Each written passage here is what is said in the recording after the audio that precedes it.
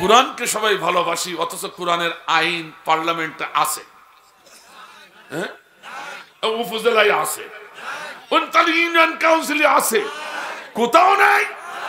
কি ভালোবাসা কয় কোরআনে?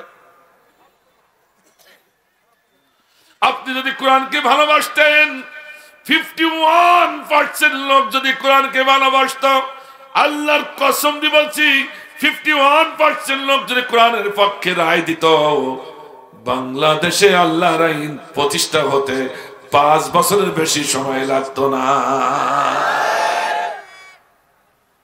তাহলে আসলে বোঝা গেল আমরা সব মানুষ না, সব অধিকাংশ গরু। বাকারা শব্দের অর্থ গরু বা গাভী, ঠিক না? 114টি সূরা সমন্বয় মহাবিশ্বের মহাবিশ্বয় মহাগ্রন্থ আল কোরআন। সুবহানাল্লাহ বলেন, আরো জোরে বলেন সুবহানাল্লাহ। হিন্দু ভাইরা যারা এসেছেন তাদেরকে বলবো, এটা যে মহাবিশ্বের মহাবিশ্বয়, কেউ না স্বীকার করলে তো আপনাদের স্বীকার করতে হয়। কারণ 63 কোটি মানুষের দেবতা ছিল শিব শক্তি। কথা কন না কেন? ভারতের 63 কোটি মানুষের দেবতা কে ছিল? শিব শক্তি। সেই শিব শক্তি অনেকগুলো বিষয়ের পণ্ডিত ছিলেন, ভাষার পণ্ডিত ছিলেন, অনেকগুলো ধর্মের তিনি রিসার্চ করেছেন, গবেষণা করেছেন, সব ধর্মের ত্রুটি খুঁজে পেয়েছে। তখন ভারতবর্ষের নেতারা বলল, তুই মুসলমানদের ধর্মীয় গ্রন্থ কোরআন একটু রিসার্চ কর, এর ভিতরে একটা ত্রুটি বের করে দাও, তুমি পারবে, তুমি পারবে। তাকে দেবতা বলে জানত। তাই তো সর্বপ্রথম নিয়ত নিয়ে লেগে গেল কোরআনের ভুল ধরার জন্য। তিনি 1 নয় 2 নয়, জীবনে 7 বছরে, কয় বছর? 7 বছর গবেষণা করেছে ভুল ধরার জন্য। কয় বছর? 7 বছর। আর তুমি তো কোরআনই পড়ো না, আবার কোরআনে ভুল ধরতে আসো। তোমার মতো ঝাঁটা কেউ মুসলমান থাকার থেকে মরা ভালো, ঠিক না? 63 কোটি মানুষের দেবতা শিব শক্তি 7 বছর বিরামহীন তিনি গবেষণা চালালেন কোরআনের পরে। 70 বার গোটা কোরআন বিসমিল্লাহ থেকে নাস পর্যন্ত পড়েছে গবেষণা করে, গোটা কোরআন। আর আমাদের মতো পড়া নয়। আমার ভাইজান পড়ে 70 বারের শেষবারে বলছে, এ ভারতবর্ষের ভাইরা, ইউরিকা, আমি ভুল পেয়ে গেছি। এই কথা যখন বলেছে, ভারতের ইসলাম বিরোধী যারা ছিল নেতা, তারা ঝুঁকিয়ে এসে বলল, হে আমাদের দেবতা, তাড়াতাড়ি ভুলটা বলে দাও, মুসলমানদের একটু ধৈর্যের টানা হেঁচড়া করুন। কথা বুঝতে পারছেন না? ওরা বড় গলায় কথা বলে, কোরআনে কোনো ভুল নাই, তো ওদের একটু দেখাই দিই। আমার ভাইজান, যখন সব নেতারা এসে ঝুঁকি পড়েছে, তখন এই শিব শক্তি বললেন, এ আমার ভারতবর্ষের ভাইরা, আমি 7 বছর ধরে বিরামহীন চেষ্টা প্রচেষ্টা চর্চা গবেষণা করার পর ভুল পেয়েছি। 70 বারের শেষবারে ভুল পেয়ে গেছি, কিন্তু সে ভুল কোরআনের না, সে ভুল আমার। আল্লাহু আকবার বললেন না? অর্থাৎ আমি এখন কোরআনের কাছে বায়াত হয়ে কালেমা পড়ে মুসলমান হয়ে গেলাম।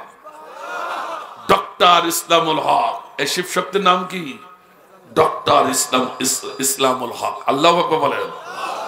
কাজেই এই সেই কোরআন যার ভিতরে কোনো ভুল ভ্রান্তি কিছু নাই। আল্লাহ চ্যালেঞ্জ করেছে, জালিকাল কিতাব লা রাইবা ফি, there is no doubt in this holy Quran. চিল্লাই বলেন আল্লাহু আকবার। পৃথিবীর কোন সাহিত্যিক বলতে পারি নাই আমার এই বইয়ের ভিতরে ভুল নাই, কিন্তু আল্লাহই বলে দিলেন। সুবহানাল্লাহ বললেন না? আজ পর্যন্ত কেউ ভুল ধরতে পারে নাই। 2-1 ধরতে গিয়েছে, পালাইছে, ঠিক কিনা? তাসলিমা নাসরিন ভুল ধরিয়েছিল, বোরকার বিপক্ষে গিয়েছিল, সে বোরকা পরে জিয়া বিমানবন্দরে পালাইস্তাম। কথা কর না কেন? টাকলা মুরাদ ভুল ধরতে গিয়েছিল, তো এমন দৌড় দিয়েছে ওরা খোঁজই নেই। কথা একটু বেশি বলি ফেললাম। তাহলে আমার আল্লাহ সেই কোরআন থেকে আলোচনা করতে যাচ্ছি। সূরা বাকারা, গরু রাখলো কেন? আর শেষ সূরার নাম আছে নাস। নাস মানে কি? মানুষ। কেন আপনারা গবেষণা করেন না ভাই? আপনারা তো জানি শিল্পপতি মানুষ অনেকে আছেন, অনেকে ব্যবসায়ী আছেন, অনেকে মাঠে কাজ করেন, অনেকে কৃষি কাজ চালান। কি করলে ফসল ভালো হবে, ধান বেশি পাওয়া যাবে, কথা কন না কেন? আখের ফসল ভালো হবে, কথা বলেন না কেন? আপনারা সব প্রজ্ঞা আপনাদের আছে, না থাকলেও অন্যের কাছ থেকে জেনে নেন, কথা কন না কেন?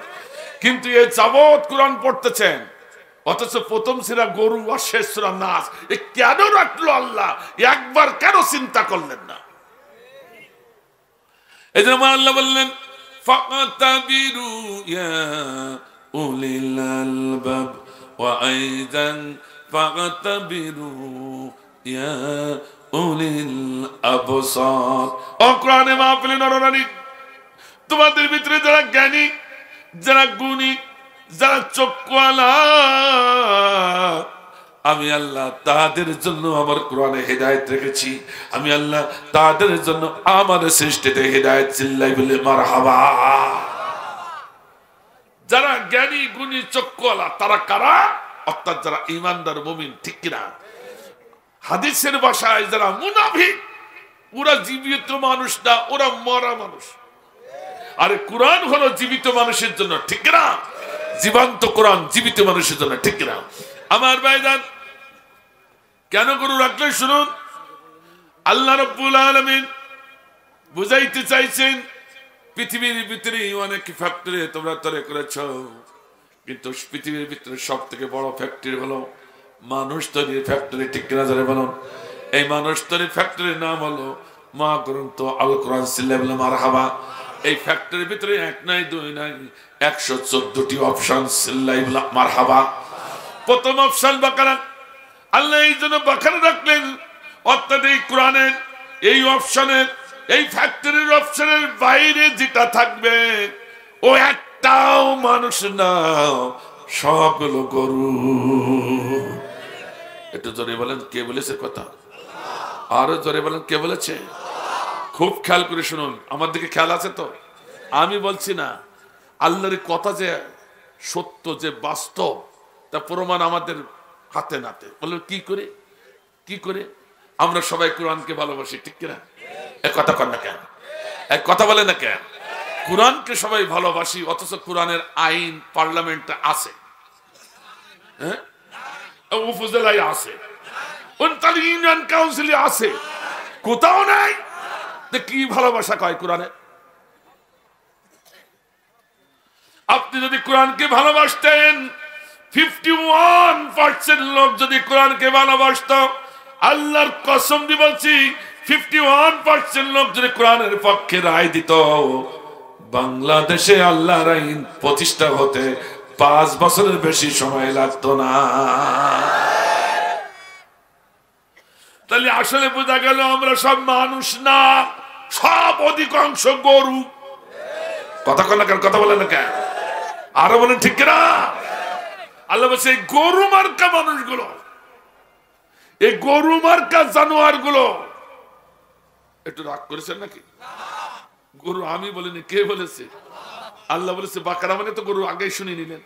তারপর বলছেন যারা শুনেও শোনে না, বুঝেও বোঝে না, যারা দেখেও না দেখার ভান করে কোরআনকে এড়িয়ে চলে যায়, ইসলামকে বাদ দিয়ে চলে যায়, উলাইকা কাল আনআম বাল হুম আদাল, ওরা হলো চতুষ্পাদ জন্তু। আল্লাহ বলছে চতুষ্পাদ জন্তু বলি আমি ক্ষান্ত হব না, চতুষ্পাদ জন্তুর ভিতরে শিয়াল আর কুকুর আছে, তার থেকে ওরা নিকৃষ্ট। কি আশ্চর্য কথা!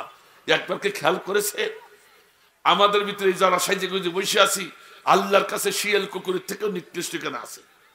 তো নাও থাকতে পারে। রাগ করলেন নাকি? হুজুর আমরা পাইছি কিছু, আমাদের শিয়াল কুকুর বলছেন কেন? টুপি মাথায় দিয়ে এসেছি, কোরআনকে ভালোবাসে, নামাজ পড়িয়ে।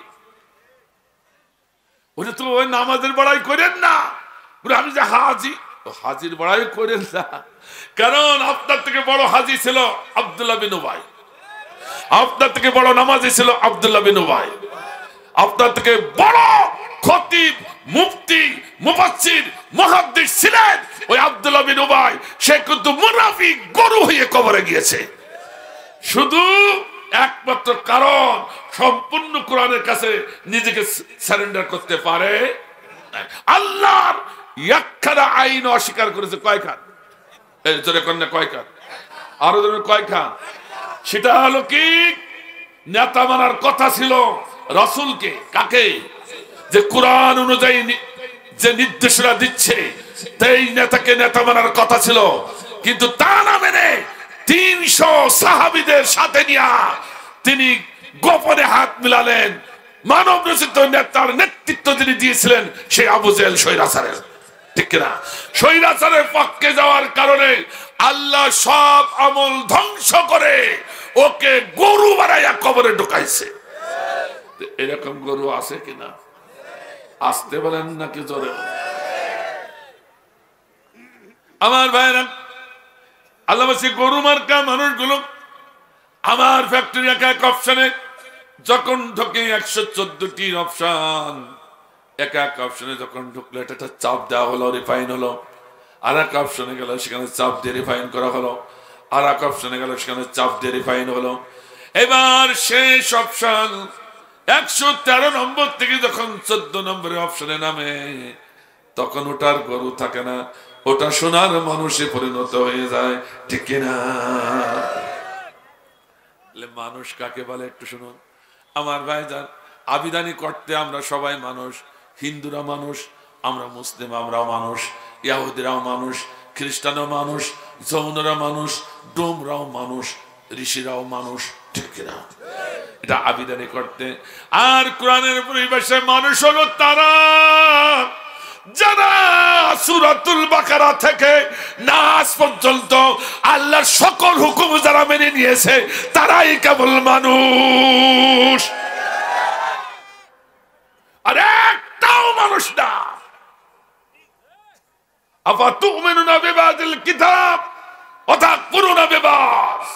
কার কথা? তুমি কোরআনের কিছু মানবে, কিছু আইন বাদ দিবে, কখনো মানুষ হতে পারবে না, গরুতে পরিণত হবে। এবার বুকে হাত দিয়ে দেখেন সম্পূর্ণ কোরআনের কাছে আপনি সারেন্ডার করেছেন কিনা। তো যদি সম্পূর্ণ কোরআনের কাছে সারেন্ডার করিয়ে থাকেন তো প্রথম বলেন আল্লাহর জমিনে আল্লাহর আইনের পক্ষে আছেন কিনা। যদি আল্লাহর জমিনে আল্লাহর আইনের পক্ষে না থাকেন তাহলে সম্পূর্ণ কোরআনের কাছে সারেন্ডার করতে পারেননি। অবশ্যই কোরআনের ভাষায় আপনি মানুষ না, আপনি কি রাগ করলেন নাকি ভাই? এইবার তো সমস্যা, ইয়ে হুজুর কি আরম্ভ করল। আমার ভাইজান এইরকম যদি কেউ গরুর ভিতরে পড়িয়ে যান, রাগ করে উঠে যাই না, তওবা করুন, আল্লাহ চাইলে আপনাকে মুমিন করে বাড়িতে নেবেন। আল্লাহুম্মা আমিন বলেন।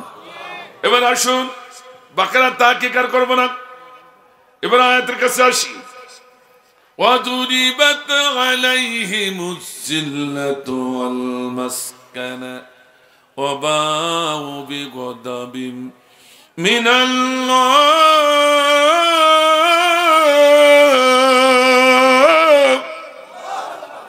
আচ্ছা, আল্লাহু আকবার তা কয়জন বললেন? আপনাদেরকে খারাপ লাগছে?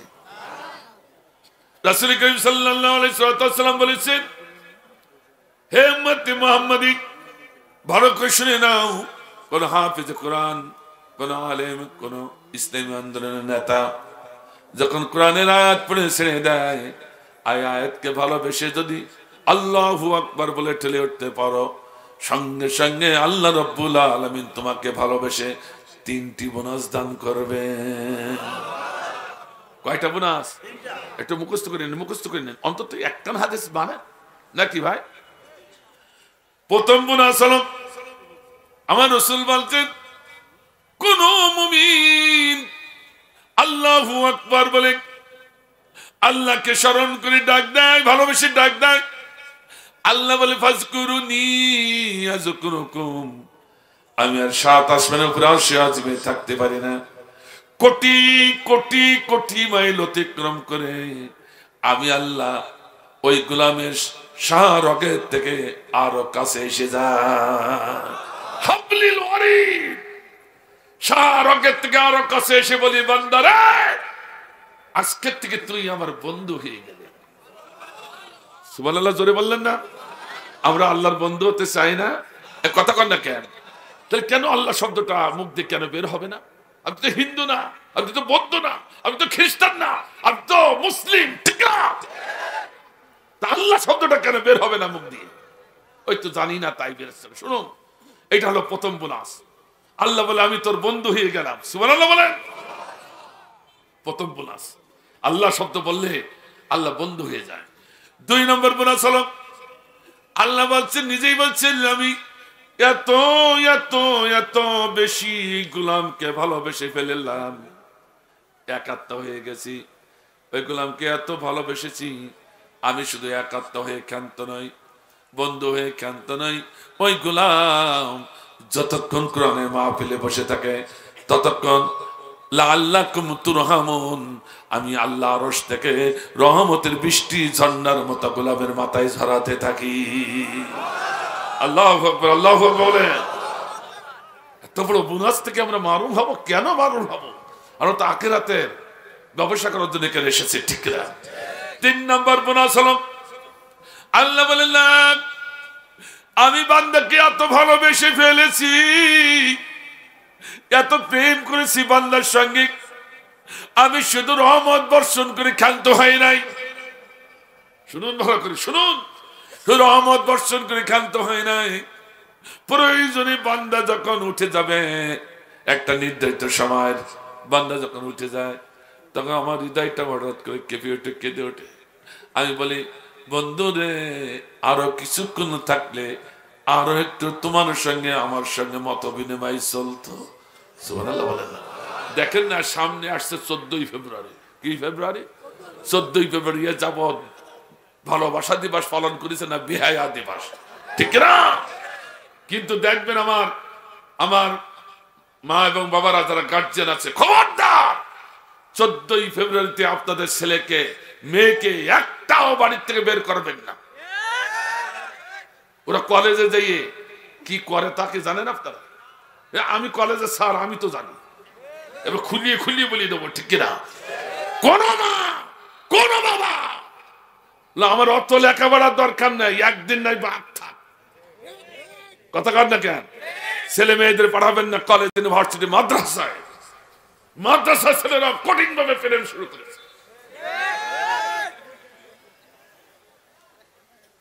এই মাদ্রাসা ছাত্ররা রাগ করবে না, ওরা মাথা নিচু করছে আমার দেখি। এই লস হয়ে যাচ্ছে তোমাদের। আমার ভাইরা, আমি যাচ্ছি 14 ফেব্রুয়ারিতে, কলেজ কিন্তু বন্ধ নেই। আমি যাচ্ছি, হঠাৎ করে আমার এক ছাত্র সামনে দেখি একটা গোলাপ ফুল পিছনে বাম হাতে করে ধরে নিয়ে যাচ্ছে। পিছনে পিছনে কারোর সামনে নেই। হঠাৎ করে একটা মেয়ে যখন সামনে আসলো, আমাকে আর খেয়াল করি নাই, অমনি ডাইন পাটা মাটিতে নামাই দিল, একবারে জেট বিমানের মতো। সে কায়দা কি, সে অ্যাকশন কি, আগে ট্রেনিং নিয়ে আসছিল মনে হয়। এবার জেট বিমানের মতো মাটিতে ডাইন হাত পাটা নামাই দিল। পাটা নামাই দি একবারে ফুলটা ডাইন হাতে নিয়ে ও ঠিক 2 ভাড়ের মাঝখানে ফুলটা ধরল। যদি বলছে আই লাভ ইউ, আর মেয়েটা ফুলটা নিয়ে বলছে আই লাভ ইউ টু। তাছাড়া কি বলবেন? আপনার চান এই করতে? আপনার ছেলে মেয়ে করুক চান? এই জন্য 14ই ফেব্রুয়ারিতে বন্ধ করে দিবে। আমি ক্লাসে গেলাম, আমার ক্লাসে তখন 100 জন ছাত্রছাত্রী, আমি যে দেখে 6 থেকে 7 জন আছে। আমি বলে, বাবা গেল কোথায়? স্যার সব জোড়াই জোড়াই পার্কে, পাশে একটা পার্ক আছে, সব শ্রেণীকে সেখানে। করবো কি, করতো আমাদের তো পার্ক দেখার কথা না, স্কুলে যখন কলেজে যখন আসবে ওই সীমানার ভিতরে কে কি করলো এই দায়িত্ব আমাদের, ঠিক না? পার্কে দেখতে গেলে তো ওরাই তো আমার কসম দেবেন, কথা কথা দেখে। এ দেখার দায়িত্ব তো আমার না, এ দেখার দায়িত্ব সরকারের, ঠিক না? আমার ভাইজান, এই হচ্ছে অবস্থা।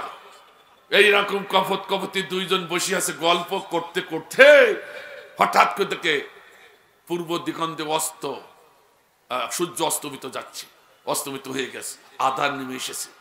তখন 2 প্রেমিক কি বলে দেখেন, প্রেমিক প্রেমিকা, আহারে দিন আরেকটু যদি লম্বা হতিস তাহলে মনের কথা আরেকটু বেশি বেশি আদান প্রদান করতে পারতাম। কথা খান দেখেন, এটা হচ্ছে এই দুনিয়ার প্রেমিকদের কথা, যার ভিতরে আল্লাহ 1 গুণ প্রেম দিয়েছে আর 99 গুণ প্রেম কার ভিতরে? আর কার ভিতরে? সেই আল্লাহ আপনাকে ভালোবেসেছে, আপনার বিশ্বাস হয় না? রাসূলের হাদিস আছে, বিশ্বাস হয় না?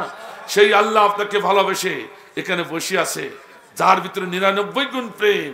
যখন উঠে যেতে চায় তখন বলে, বান্দা রে, তোকে এত ভালোবেসেছি, আরো কিছু সময় থাকলে একটু মত বিনিময় হতো। আল্লাহু আকবার বলেন। আমি যে কথা বলছি এটা আমার কথা না, বাবার কথা না, এটা আল্লাহর কথা, ঠিক না? এগুলো মত বিনিময় চলছে, ঠিক না? তখন আল্লাহ বলছি, বান্দা কিন্তু সময় তো তোমার শেষ হয়ে গেছি, তোমাকে যেতেই হবে বাড়ির দিকে, কাজে তোমাকে আমি আর বেঁধে রাখতে পারবো না। সঙ্গে সঙ্গে যেই না উঠে চলে যায়, বান্দার খপ করে ডাইনারটা ধরে ফেলে। আমার আল্লাহ ধরে ফেলে বলছে, যার বান্দা চলে যাচ্ছিস, একেবারে তোরে খালি হাতে ফাড়াবো না। ইহদিনাস সিরাতাল মুস্তাকিম। যারে বান্দা, যারে বন্ধু, তোরে আমি জান্নাতের পথে ঢুকায় দিয়ে গেলাম। আল্লাহকে জোরে বললেন না? তাহলে কোরআনের আয়াত তেলাওয়াত হলে আল্লাহু আকবার বললে এরকম যদি 3টি বোনাস পাওয়া যায়, এত বড় লাভবান বোনাস থেকে আমরা কেন বঞ্চিত থাকবো? ঠিক কিনা? এই জন্য আমার ভাইজান একটুখানি খেয়াল করতে হবে। রাজি আছেন তো ভাই? সবাই রাজি আছেন? আমার ভাইজান, তাই তো আল্লাহ বলছি, ওয়াবাউ বিগদাবি মিনাল্লাহ।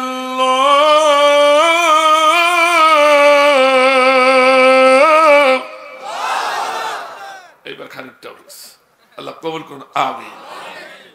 আল্লাহ এখানে বলছে, ওদের পরে আমার জিল্লতি, আমার অভিশাপ ওদের পরে নয়, ওদের গোষ্ঠীর পরে, ওদের কওমের পরে, ওদের দলের পরে। ওয়াল মাসকানা, গোষ্ঠী, দল, কওম, ব্যক্তি নয়। ওয়াল মাসকানা, ওদের ঘর বাড়ি রাষ্ট্রের পরেও আমার অভিশাপ। কে বললেন কথা? মহাগ্রন্থ কোরআনে এইরকম এক জায়গায় এতগুলো অভিশাপ, ঘৃণিত বাক্য দিয়ে আল্লাহ কাকে অভিশাপ করেনি, এই কেবল করেছে। মহাগ্রন্থ একটা জায়গায় করেছে, একবারও ভাবলেন না? এইভাবে আল্লাহ বলছে, ওয়াবাউ বিগদাবি মিনাল্লাহ, শুধু অভিশাপ করেনি, আমার তরফ থেকে চরম ঘৃণা ওদের পরে। ঠিক কিনা? তাহলে আল্লাহ এইরকম যাদেরকে ঘৃণা করেছে, অভিশাপ দিয়েছে, চরম গুসা যাদের পরে, তারা কি কোনোদিন জান্নাতি হবে? নামাজ পড়ে কেউ হতে পারবে? রোজা রেখে কেউ হতে পারবে? হাজ করে কেউ হতে পারবে? তাহলে আমাদের এখন কাজটি, আল্লাহ ওই অভিশপ্ত জাতির সাথে, দলের সাথে আমাদের মিলায়ে দিও না। কথা ঠিক আছে তো? আবেদন ঠিক আছে তো? আমি শুধু সেইটা পার্থক্য করার জন্য এসেছি। শুনে দেন দুটো কথা। আলেম ওলামা যারা আছেন তাদেরকে আবেদন করছি, খবরদার আর ফতোয়াবাজি করো না, ফিরে আসো একই সাথে। ওয়াতাসিমু বিহাবলিল্লাহ। আর স্বৈরাচার বিরোধী আমরা যারা ছিলাম সকলকে বলবো, আর কোনো মত পার্থক্য করা যাবে না। আমাদের মাসলাক আলাদা আলাদা হতে পারে, কিন্তু স্বৈরাচার নিধনের ব্যাপারে আমাদেরকে ঐক্য থাকতে হবে। যদি আমরা ঐক্য না থাকি, স্বৈরাচার নিধনের ব্যাপারে ফাঁক দিয়ে ওরা ঢুকে আবার মাথা উঁচু করে আপনারও করবে, আমারও করবে। ঠিক আছে? এটা আমরা হতে, কথা ঠিক আছে তো? আজকে আমাদের দেলাওয়ার হোসেন ভাই, তার ভাই, বড় ভাই এখানে আছেন, ভাইয়ের নাম কি? জাহাঙ্গীর ভাই। ভাই আছে যে কত পরীক্ষিত নেতা, তা তো আপনারাই ভালো সাক্ষী। ঠিক কিনা? ঠিক কিনা? এরকম পরীক্ষিত নেতা আমাদের সম্মুখে থাকুক, আগামী দিন সোনার বাংলাদেশে থাকুক। আমরা কোন যাচাই বাছাই করে নেব? গম খাবা, চাল খাবা, করোনার তেল খাবা, দেশের জনগণের অর্থগুলো বিদেশে পাচার করে এক নয়, দুই নয়, 13টি বাড়ি করবা। এরকম নেতারা, এরকম নেতাদের আর বাছাই চলবে না। পরীক্ষিত নেতা বাংলার জমিনের জন্য, সোনার বাংলার জন্য বাছাই হবে ইনশাআল্লাহ। কথা ঠিক আছে? আসুন আমি সেদিকে যাচ্ছি, অসুবিধা হচ্ছে না তো ভাই? একটু করে শুনতেই হবে। ভাই আমার,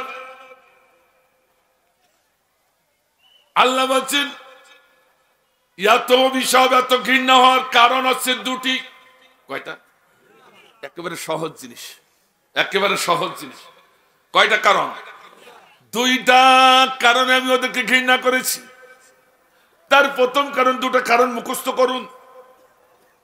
আল্লাহর কসম দিয়ে বলছি, যার হাতে আমার জান নিবাধ্য, সেই আল্লাহর কসম করে বলছি, এই দুইটি কারণ কোন হাজী সাহেব, কোন মুফতি সাহেব, কোন মসজিদের খতিব সাহেব, কোন নামাজি, কোন নেতা, কোন নেত্রীর ভিতরে, কোন মুত্তাকির ভিতরে দুইটি কারণ যদি পাওয়া যায়, আল্লাহর কসম, ও মুসলমান না, ও মুসলমান না, ও মুসলমান না, ও মুমিন না, ও হলো আল্লাহর অভিশপ্ত সেই জাতিদের ভিতরে একজন। ওটা আর কেউ না, ওটা হলো ইহুদির পাঁচটা গোলাম। আমি আমার গবেষণা থেকে বলছি, এক নয়, দুই নয়, 24 খান তাফসীর গবেষণা করে যা বুঝেছি আজকে বলেই দেব। শুনতে চান আর না চান বলবই।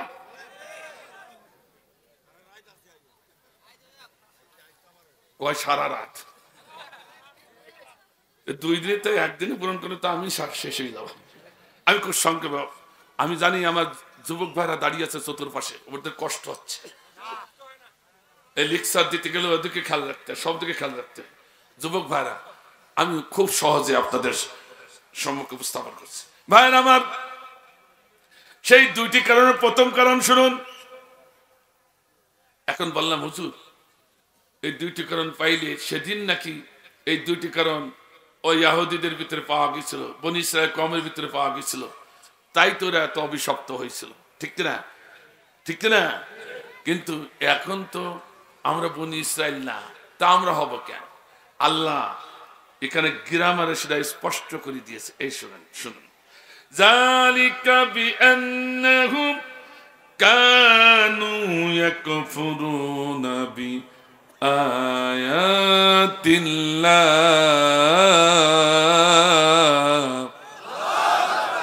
আল্লাহু আকবার, আল্লাহু আকবার। ইয়াকফুরুনা ব্যবহার করেছে, আলেমরা রয়েছে, আমার অভিভাবক রয়েছেন, প্রধান অতিথি। ইয়াকফুরুনা মুজারের শিখা, এখানে যদি মাঝি শিখা দিত আমরা বেশি যেতাম। শুধু এই অপরাধী ইহুদিরা হতো। ইয়াকফুরুনা দিয়ে আল্লাহ আমাদের ধরে ফেলেছে, আমাদের বেকায়দায় ফেলে দিয়েছে। অর্থাৎ সেদিন যেমন দুটি কারণ, দুটি কাজ করার জন্য ওরা এতটা অভিশপ্ত হয়েছে, এই দুটি কাজ বর্তমান যদি কারোর ভিতরে পাওয়া যায়, ভবিষ্যতে যদি কারোর ভিতরে পাওয়া যায়, তারাও সেই অভিশপ্ত জাতির একজন। কথা ঠিক আছে? তাহলে এখন মিলাবেন আপনার ভিতরে আছে কি নেই। যদি আপনার ভিতরে দুটি কারণ পাওয়া যায়, কোন মুফতির কাছে যাওয়া লাগবে না, কোন আলেমের কাছে যাওয়া লাগবে না, কোন খতিবের কাছে যাওয়া লাগবে না। আপনি নিশ্চিত কোরআনের ভাষায় আপনি ইহুদি খ্রিস্টানের পাঁচটা গোলাম। যুদ্ধ করার জায়গা পান না খুঁজি। অনেকে এসে বলছে হুজুর একটু সুযোগ করে দেন। তো কেন? আমি ফিলিস্তিনে যাবো। কেন? ইসরায়েলের বিরুদ্ধে যুদ্ধ করতে করতে মারবো। কথা খারাপ না, কথা কিন্তু খারাপ না। ইসরায়েল অমানবিক ভাবে মুসলমানদের হত্যা করছে, ঠিক না? তাদের বিরুদ্ধে যুদ্ধ করা এখন আমাদের জন্য অপরিহার্য হয়ে গেছে, ঠিক না? ঠিক না? কিন্তু আমি বললাম মুরব্বী, ওই ইহুদি মারার জন্য